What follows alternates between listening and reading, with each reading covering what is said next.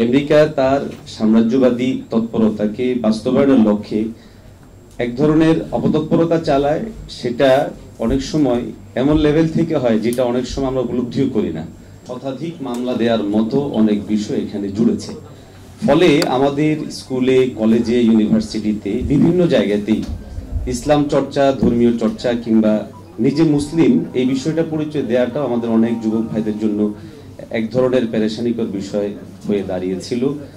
আমরা মনে করি যে আমরা যুব আন্দোলন সহ যারা কাজ করছেন, যুবকদের এই বিষয়টা নিশ্চিত করা জরুরি।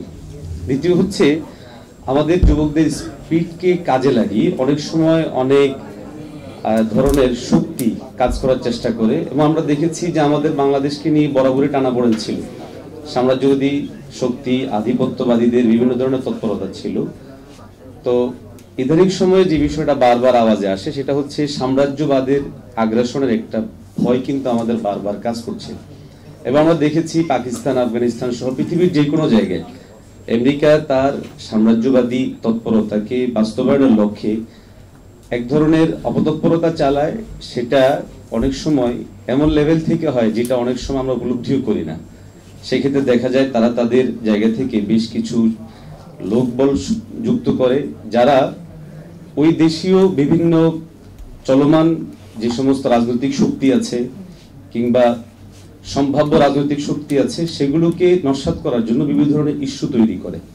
এই বিষয়গুলো আমাদের খুব গভীরভাবে বোঝা দরকার, এবং বিশেষ করে পাকিস্তানে যে বিষয়গুলো ঘটিয়েছে বারবার সাম্রাজ্যবাদী আমেরিকা, এবং সেখানে বিভিন্ন গোষ্ঠীকে তৈরি করে মুসলিমদের পারস্পরিক রক্তারক্তি, খুনাখুনি তৈরির যে বিষয়টা তৈরি করা হয়েছিল, এবং এক্ষেত্রে সম্ভাব্য অনেকগুলো মেধাকে যেভাবে নিঃশেষ করে দেওয়া হয়েছিল, আমাদের যুবকদের এই জায়গাটা খুব করে খেয়াল রাখতে হবে।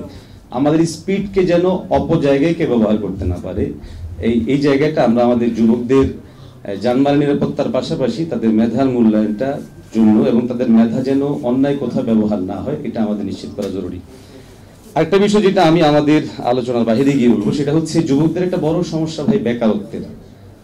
আর আমরা আমাদের যুবকদেরকে যদি সেট আপ করতে চাই, সেক্ষেত্রে আমাদের সরকারি যে সমস্ত স্তরগুলো ছিল, পুলিশ, র্যাব এবং বিভিন্ন সরকারি বাহিনী যে বিষয়গুলো ছিল, সেখানে আমরা আমাদের বর্তমান যে যুবকরা আছে তাদেরকে আমরা কেন এখনো সেট করতে পারছি না?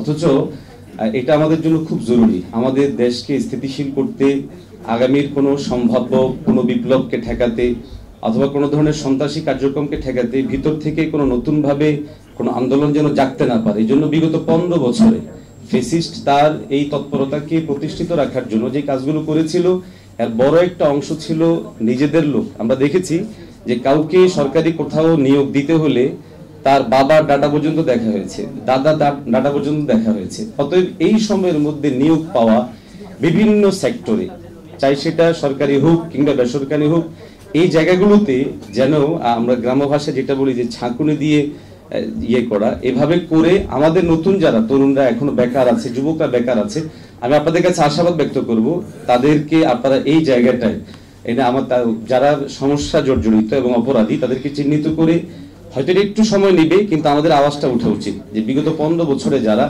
অন্যায় নিপীড়ন চালিয়েছে, এবং এখন দেখা যাচ্ছে ব্যাপারটা এমন হচ্ছে যে নির্দিষ্ট একটা ঘটনা প্রকাশ পাচ্ছে, এরপরে তাকে চিহ্নিত করা হচ্ছে যে উনি অপরাধী, ওনাকে বের করা হচ্ছে। ব্যাপারটা এমন না। আমরা আশা করব আমাদের যুব আন্দোলনের মাধ্যমে এই আওয়াজ আমাদের বর্তমান অন্তর্বর্তী সরকার পর্যন্ত পৌঁছে যাবে যে বিগত সরকারের 15 বছর বা 16 বছরের সময় ধরে সে ধীরে ধীরে তিলে তিলে বিভিন্ন স্তরে পর্যায়ে যে বিশাল জনশক্তি দাঁড় করিয়েছে, তার দানবীয় এই চরিত্রটাকে বাস্তবায়ন করতে পেরেছে। ওই দানবের সহযোগীগুলোকে চিহ্নিত করা হোক। আমাদের যে সমস্ত ছাত্র জনতা তারা এখানে নিজেদের জীবন দিয়েছে, আমরা হয়তো বা অনেকেই যাদের হাত চলে গিয়েছে, পা চলে গিয়েছে, এখন যারা হাসপাতালে কাতরাচ্ছে, তাদেরকে আমরা অনেক জায়গায় সেক্টর দিতে পারবো না, কিন্তু তাদের মেধার মূল্যায়নটা আমরা করতে পারবো। অতএব যারা ইনজুর্ড হয়েছে এদেরকেও যেন স্পেশালি ভাবে রাষ্ট্রীয় কোনো দায়িত্বের জায়গায় আনা যেতে পারে, সেই জায়গাগুলো আমরা খেয়াল করবো। সকলকে ধন্যবাদ। আসসালামু আলাইকুম ওয়া রাহমাতুল্লাহ। শুকরিয়া, জাযাকাল্লাহ।